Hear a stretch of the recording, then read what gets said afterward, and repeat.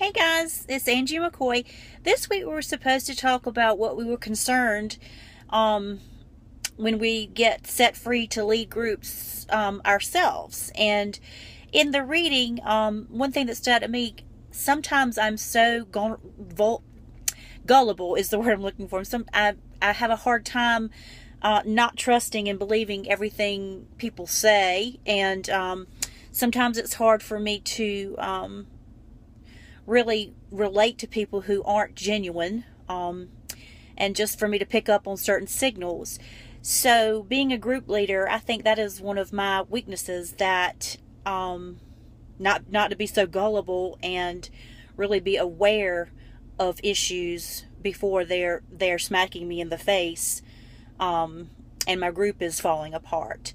I thought it was interesting in the reading about that we need to keep our values but not impose our values on the group. And being that I am very involved in my church and labeled as a Christian, some of the cases that we've studied in college so far have been a little difficult for me. So that's going to be something that I definitely need to keep a check on.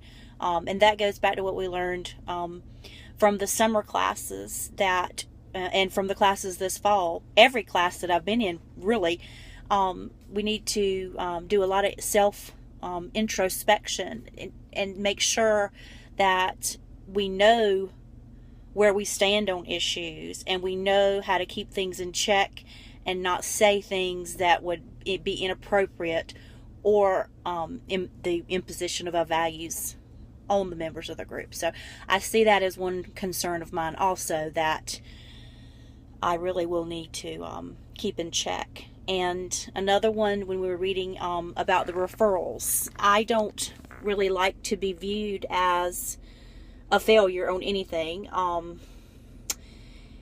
The part about the referral, it would be hard for me, I think, to make a referral, because it would be hard for me to accept that I wasn't able to help somebody.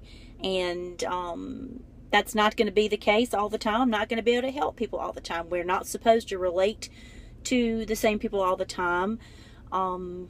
So that is something that definitely stood out to me, that I'm going to have to learn to let go of being so controlling and put the group and the needs of the group first.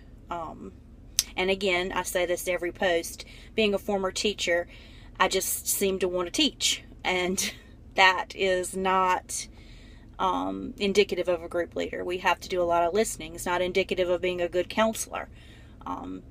So the reflective listening and the silence, I'm not good at that. Getting better, but those things do present issues for me. So this assignment this week was very good at helping me pinpoint my areas that I need to keep a check on.